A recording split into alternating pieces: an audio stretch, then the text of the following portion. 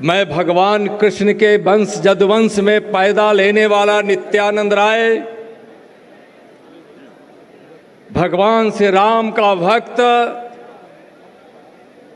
हमारे आराध्य शिव देवों के देव महादेव नरेंद्र मोदी का सिपाही और भारतीय जनता पार्टी का कार्यकर्ता हृदय से आप सबों को नमन करता हूं, प्रणाम करता हूं।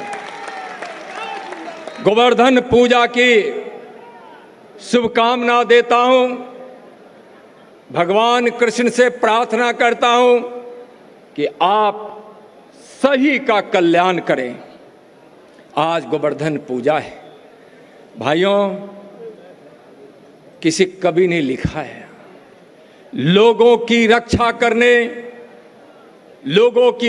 करने एक उंगली पर पहाड़ उठाया, उन्हीं कन्हैया को याद दिलाने गोवर्धन पूजा का पावन दिन आया। भगवान कृष्ण सबका कल्याण करें।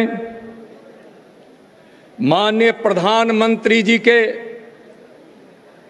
विकास की गंगा भगीरथ प्रयास से आज भारत के कोने कोने गांव-गांव में पहुंच रहा है। बिहार के भी गांव-गांव कोने कोने में पहुंच रहा है। सभी समाज के पास पहुंच रहा है। सम्मान और न्याय के साथ पहुंच रहा है। उसका प्रभाव पूरे देश के साथ साथ बिहार में भी पड़ रहा है। और आज जदुवंशी भी भगवान कृष्ण के वंशज माननीय प्रधानमंत्री जी के इस आकर्षण और प्रभाव से प्रभावित होकर आज भारतीय जनता पार्टी की ओर आकर्षित हो रहे हैं। भाइयों बहनों, भगवान कृष्ण गरीब कल्याण का काम करते थे। कृष्ण भी जब गरीब कल्याण का काम करते थे, सबके लिए करते थे, उसी तरह आज प्रधानमंत्री जी गरीब कल्याण का काम कर रहे। लेकिन उनका पथ क्या है? यानी प्रधानमंत्री जी का पथ कृष्ण का पथ है। आज भारतीय जनता पार्टी में आप सब बड़ी संख्या में सदस्यता ग्रहण किए। सभा के अंदर हैं, बापू सभागार में हैं, सारे कॉरिडोर भरे हैं। इस कैंपस के सारे मैदान भरे हैं और गेट के भी बाहर हैं। मैं व्यवस्थापकों का आभार व्यक्त करना चाहता हूं कि आप यहां आए हुए सभी भाइयों बहनों का आपने ख्याल रखा और दूर दूर तक इस कार्यक्रम को देख सके, मिलन समारोह को देख सके, गोवर्धन पूजा को देख सके, इसकी आपने अच्छी व्यवस्था की। भारतीय जनता पार्टी से पहले जनसंघ पार्टी थी, यादव जनसंघ काल से जुड़े हुए। मैं मानता हूं कि कुछ कालखंड ऐसा रहा है और वह दौर अभी समाप्त नहीं हुआ है, लेकिन उस जगह को छोड़ने का मन आपने बनाया है। जातिवाद की व्यवस्था ने एक ऐसी पहाड़ खड़ी कर दी है जिसको तोड़ने की आवश्यकता है। जातीय बंधन से मुक्त होने की आवश्यकता है। जनसंघ में जदुवंशी थे, भाजपा में आप आइए। भगवान कृष्ण का सपना पूरा अगर इस कलयुग में कोई कर सकता है तो नरेंद्र मोदी और भारतीय जनता पार्टी ही कर सकती है। आज क्या हो रहा है? सभा में द्रौपदी का चीरहरण हो गया। सब लोग को बैठा दीजिए। आज भरी सभा में द्रौपदी का चीरहरण हुआ। बिहार विधानसभा में द्रौपदी के लिए, हमारी मां बहन के लिए नीतीश कुमार जी ने जो व्यवहार किया, जो शब्दों का उपयोग किया, जो काम किया, वह द्रौपदी के चीरहरण जैसा है। तेजस्वी जी, मैं आपसे पूछना चाहता हूं, थोड़ा भी आपको यह गर्व होता कि हम भगवान कृष्ण के वंश में जन्म लिए हैं, तो नीतीश का हाथ थाम कर बोलते, रुक जाओ नीतीश, द्रौपदी का चीरहरण नहीं होने देगा। लेकिन आपने क्या किया? उस दुशासन का साथ दिया। उस दुशासन का साथ देकर आपने बड़ा पाप किया है, बड़ा पाप किया है। बिहार और देश का जदवंशी, दुनिया का जदवंशी आपको माफ नहीं कर सकता। चलिए, इस दुशासन की प्रवृत्ति रखने वाले इस सरकार को समाप्त करना है 2025 में, और उसके पहले 2024 में 40 की 40 सीट जीतकर नरेंद्र मोदी जी को फिर से प्रधानमंत्री बनाना है। गौवंशी हम कहे जाते हैं। मैं गंधारी संवाद और कृष्ण के संवाद का मैं चर्चा थोड़ा करना चाहूंगा। महाभारत की लड़ाई तय हो गई थी। कृष्ण को गंधारी बुलाकर बोले, सुनो कृष्ण, दुर्योधन का साथ दो। भगवान कृष्ण मुस्कुराते हुए बोले, क्यों दो? गंधारी बोले, मैं बोल रही हूं। भगवान कृष्ण बोले कि मैं साथ नहीं दे सकता, नहीं दे सकता। दुर्योधन के साथ अधर्म है, दुर्योधन के साथ अन्याय और पाप है। मैं जदवंशी कभी अधर्म, अन्याय और पाप का साथ नहीं दे सकता। गंधारी बोले, तुम्हारे जदवंशियों के नाश का श्राप दूंगी। भगवान कृष्ण बोले, मुझे जदवंशियों का नाश स्वीकार है, लेकिन अधर्म, पाप और अन्याय का साथ स्वीकार नहीं है। सोचना पड़ेगा, कलयुग है यह। इसलिए आज हमारा क्या कर्तव्य बनता है, हमको सोचना चाहिए। मैं तो कहता हूं कि मैं भारत माता की जय बोलने वाला नित्यानंद अगले जन्म में भी भारत में ही जन्म लूंगा।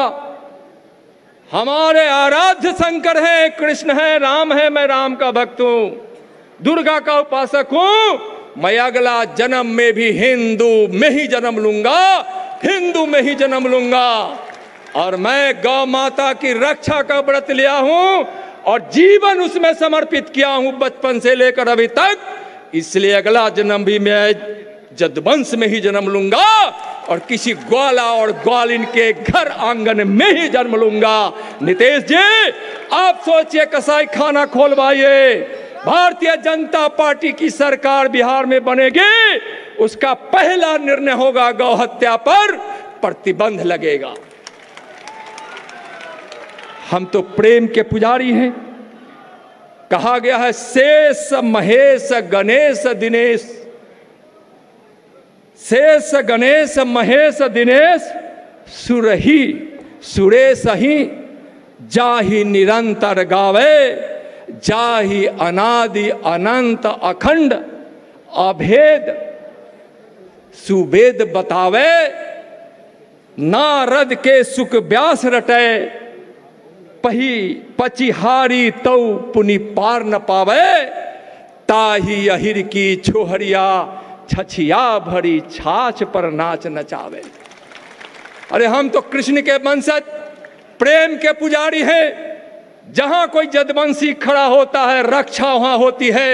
लेकिन पड़े 15 वर्षों में लालू जी, मैं आपसे कहना चाहता हूं, जदवंशियों को आपने भय का प्रतीक बनाने का कोशिश किया है। लेकिन आज इस गोवर्धन पूजा पर हम लोगों को यह आश्वासन देना चाहते हैं कि नरेंद्र मोदी के प्रेरणा और नेतृत्व में हम सब भी सभी समाज के साथ मिलकर आज इस भारत के निर्माण के लिए, भारत की शांति और सुरक्षा के लिए हम सब आगे आएंगे। भाइयों बहनों, लालू जी से एक सवाल और मैं करना चाहता हूं। श्रीमान लालू जी, आप बताइए, जब आप जेल गए वह कौन सा समय था? जरा गौर से सुनिएगा भाइयों। जनवरी 1996 जब चारा घोटाला उजागर हुआ तो प्रधानमंत्री पीवी नरसिम्हा राव थे। मार्च 1996 सीबीआई जांच को सौंपी गई, उस समय भी पीवी नरसिम्हा राव प्रधानमंत्री थे। 1997 में सीबीआई द्वारा जब चार्जशीट किया गया तो आपके द्वारा बनाए गए देवगौड़ा, आपने मुलायम सिंह यादव को नहीं बनने दिया, देवगौड़ा को बनाए। उस समय आप पर चार्जशीट हुआ है। 1997 में जब इस मामले की सुनवाई हुई, उस समय आई के गुजराल थे, आपके बनाए हुए प्रधानमंत्री थे। और 2013 में जब आपको सजा सुनाई गई, उस समय भी मनमोहन सिंह सरकार में थे, जिसमें आप सम्मिलित थे। भारतीय जनता पार्टी तो अन्याय, पाप का, धर्म का खिलाफ करती है, विकास का समर्थन करती है। भारतीय जनता पार्टी तो विपक्ष में थी, हमारा कर्तव्य था आपके अन्याय का खिलाफ करना। लेकिन आप जिसके साथ गए थे, उसने आपके साथ क्या किया? कलयुग है, जो जैसा करेगा इसी जन्म में उसको फल भोगना पड़ेगा। भाइयों, लालू जी से मैं एक सवाल और करना चाहता हूं। लालू जी, जब आप जेल जाने लगे तो राबड़ी जी को ही क्यों मुख्यमंत्री बनाए? क्यों नहीं किसी ग्वाला ग्वालिन को ही बेटी को बना देते, जगता बाबू को भी बना देते, किसी को भी, रामचंद्र पुरवे जी को बना देते, किसी और को बना देते? और नहीं, यादव कुल से ही बनाना था तो आपने क्यों नहीं हुकुमदेव नारायण यादव जी को बनाया उस समय, जिस समय पहले की बात मैं कर रहा हूं? क्यों नहीं अपने गुरु रंजन यादव जी को सीएम बनाए? क्यों नहीं महावीर यादव और गजेंद्र हिमांशु जी को बनाए? क्यों नहीं सोनाधारी बाबू को बनाए? क्यों नहीं गणेश बाबू को बनाए? क्यों नहीं देवेंद्र यादव को बनाए? राबड़ी जी से आपके ही दल में जदुकुल का कोई न कोई बेटा बेटी दर्जनों से ज्यादा योग्य थे, आपकी धर्मपत्नी जी से क्यों नहीं बनाए? बनाना चाहिए था, लेकिन आप नहीं बनाए। रखना चाहते हैं यादवों को, मुसलमानों को। यादव भाई, विराट स्वरूप देखना है तो भारतीय जनता पार्टी के मुख में झांक कर देखो। कोई तुम्हारा जदवंशी भारतीय जनता पार्टी का नेता गुजरात में भी मिलेगा, सांसद, विधायक, मंत्री तो राजस्थान में मिलेगा, हरियाणा में मिलेगा, महाराष्ट्र में मिलेगा, बिहार में मिलेगा, झारखंड में मिलेगा, पश्चिम बंगाल में मिलेगा, उत्तर प्रदेश में मिलेगा। जहां भी जाइए आपको मिल जाएगा। लेकिन आपको अंधेरे के कुआं में रखने का काम किए। सोचिए, भगवान कृष्ण जब मुख खोले थे तो क्या जसोदा मैया देखी थी? माखन चुरा कर खा गए कन्हैया। मैया बोली, कन्हैया तुम माखन खा लिए, चुरा लिए? कन्हैया बोले, मैं नहीं माखन खाया मां, न मैं चुराया, तुम ही चुराए। कन्हैया बार बार जिद करने लगी।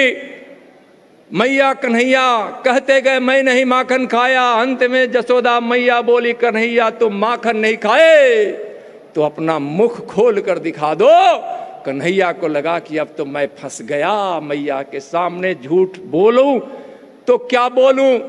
उन्होंने ब्रह्मांड जब अपना मुंह जब खोलने के लिए मैया बोली कि अपना मुख खोलो, भगवान कृष्ण कन्हैया जब मुख खोले तो उनके मुख में सारा ब्रह्मांड मैया जसोदा को दिखाई पड़ा। आप भारतीय जनता पार्टी के चेहरे में झांकिए, उसके मुख में झांकिए, आपको अपना विराट रूप दिखाई पड़ेगा। मैं और पूछना चाहता हूं लालू जी और तेजस्वी जी से, यादव जाति के 1.4% ही सरकारी नौकरी में है, जो सबसे कम औसत है, सबसे कम औसत है। द्वारकाधीश के जब राजा श्री कृष्ण हो गए, अपनी पत्नी के कहने पर सुदामा द्वारकाधीश गए, द्वारपालों ने द्वार पर रोक दिया, किसी तरह से विनती की, जाकर कन्हैया से कहो मैं सुदामा आया हूं। बहुत विनती के बाद द्वारपाल जाकर कृष्ण से कहते हैं, एक व्यक्ति आया है, दुबला पतला है, हाथ में लटकी है, एक हाथ में पोटली है। आगे भगवान कृष्ण ने सुना भी नहीं कि कौन आया है। दौड़ते हुए भगवान कृष्ण ने कहा रुक्मणी से, थाली लाओ, गंगा थाली लाओ, जल लाओ, पात्र लाओ जल से भरा हुआ। दास दासियों सुनो, सुदामा आए, व्याकुल होकर बोले सुदामा आए, जल पात्र लाओ, पांव पखारेंगे। ना खड़ाऊ पहने, ना सिर पर मुकुट, ना पीतांबर, भगवान कृष्ण दौड़ते हुए द्वार की तरफ जाने लगे। देखिए हमारे सुदामा आए। दास दासियां रुक्मणी जल पात्र लाने में विलंब कर दी। भगवान कृष्ण ने सुदामा के सामने बैठकर प्रेम के इतने आंसू बहे, प्रेम के इतने आंसू बहे कि सुदामा के पैर के धूल धूल गए। अरे हम तो ऐसे लोग हैं, प्रेम करने वाले हैं, तो हम महाभारत की लड़ाई को भी हम स्वीकार करने वाले हैं। नीतीश जी, तेजस्वी जी सुन लीजिए, चीरहरण हुआ है द्रौपदी का। आज इस बिहार में भय का वातावरण है, अन्याय हो रहा है, अत्याचार हो रहा है, गरीब सताए जा रहे हैं। भारतीय जनता पार्टी को महाभारत भी स्वीकार करना पड़ेगा तो महाभारत करेंगे। लेकिन इस दुशासन और रावण और कंस की प्रवृत्ति रखने वाले इस सत्ता के नेताओं को 2024 में भी पराजित करेंगे और 25 में भी पराजित करेंगे।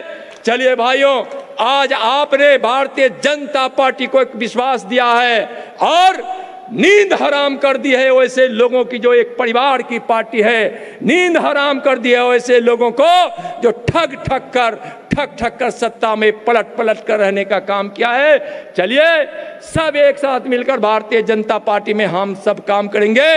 अपने सबसे आज के मुख्य वक्ता माननीय सम्राट चौधरी जी, भारतीय जनता पार्टी के प्रदेश अध्यक्ष, का आशीर्वाद और वचन मार्गदर्शन हम लोग को प्राप्त होगा। एक बार जोर से बोलिए, जोर से बोलिए, जय जय श्री कृष्ण, जय जय श्री कृष्ण। जग में सुंदर है दो नाम, कृष्ण कहो चाहे, जग में सुंदर है दो नाम, कृष्ण कहो चाहे। बहुत बहुत धन्यवाद। भारत माता की जय।